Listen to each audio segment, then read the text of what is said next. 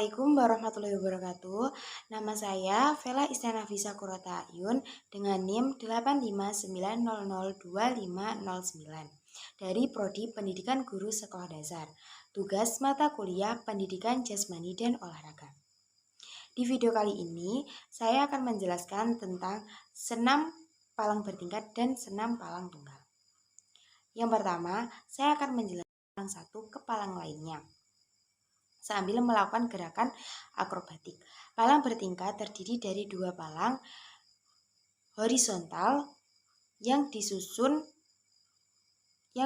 disusun secara bertingkat dengan tinggi yang berbeda-beda.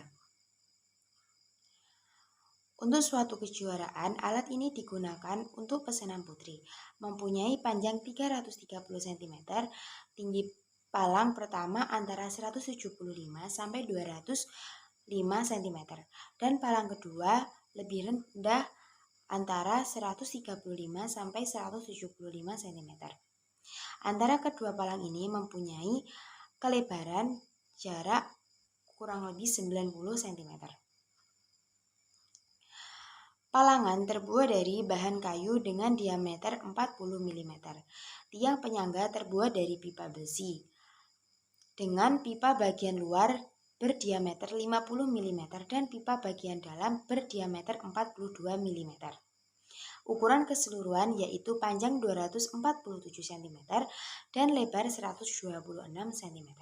Landasan terbuat dari besi holo yaitu ukuran 7 cm dikali 5 cm dan 5 cm dikali 3 cm. Adapun gerakan dalam palang bertingkat didominasi oleh gerakan mengayun, memutar, handstand, dan berbagai variasi gerak yang diakhiri dengan gerakan salto. Selama pergerakan yang boleh menyentuh palang yaitu lengan bagian atas dan perut. Cara melakukan senam palang bertingkat yaitu yang pertama, siapkan palang bertingkat yang telah terpasang dengan aman. Yang kedua, berdiri tepat di bawah palang sedikit agak mundur. Yang ketiga, melompat hingga kedua tangan dapat memegang palang. Yang keempat, jaga agar posisi tubuh tetap lurus dan tegak. Yang kelima, mulailah berayun dengan menggerakkan kedua tangan ke depan dan ke belakang dan dilanjutkan dengan gerakan akrobatik. Yang keenam, lakukan gerakan berayun dan akrobatik selama beberapa detik, lalu mulailah berpindah ke palang selanjutnya. Yang ketujuh, turun dari palang dengan cara melompat. Adapun gerakan-gerakannya bisa dilatih pada palang rendah dan juga palang tinggi. Yang pertama, gerakan pada palang rendah meliputi ayunan, perjalanan kangkang atau straddle travel, guling bahu atau shoulder roll.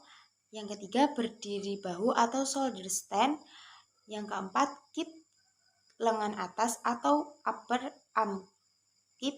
Yang kelima, naik memotong satu kaki atau single leg cut mount. Yang keenam, berdiri bahu dari ayunan atau shoulder stand foam swinging.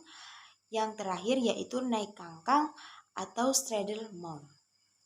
Adapun gerakan pada palang tinggi meliputi setengah cast atau half cast, naik belakang atau back upraise. Yang ketiga, naik depan atau front upraise. Yang terakhir, lay back keep, meluncur atau griddle. Itu adalah pembahasan dari senam palang bertingkat. Pembahasan yang kedua, saya akan mengulas tentang senam palang tunggal. Senam palang tunggal adalah salah satu nomor pertandingan senam artistik yang menggunakan palang horizontal untuk melakukan berbagai gerakan. Berikut ini adalah penjelasan tentang senam palang tunggal yang sudah saya buat.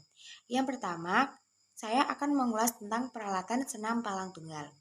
Peralatan yang digunakan dalam senam palang tunggal adalah palang baja tebal dengan diameter 2,4 cm dan tinggi 2,5 meter dari permukaan.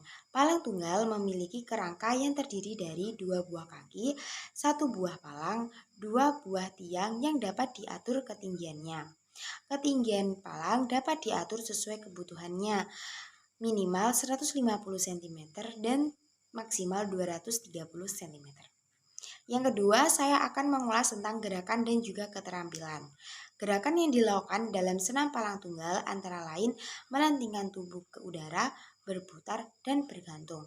Contoh salah satu gerakan yang dapat dilakukan pada senam palang tunggal yaitu overgrip dan undergrip. Adapun keterampilan yang dapat dilakukan di palang tunggal yaitu pull over atau naik barut, back hip putaran perut belakang, front hip circle atau putaran perut depan, run undergrip single knee mount atau naik lutut tunggal. Yang ketiga yaitu penilaian.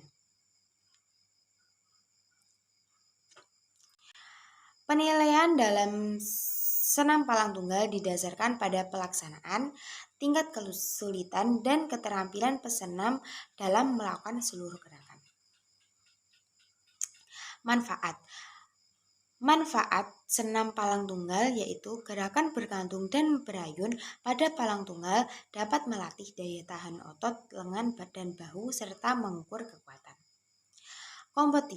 Kompetisi dalam senam palang tunggal merupakan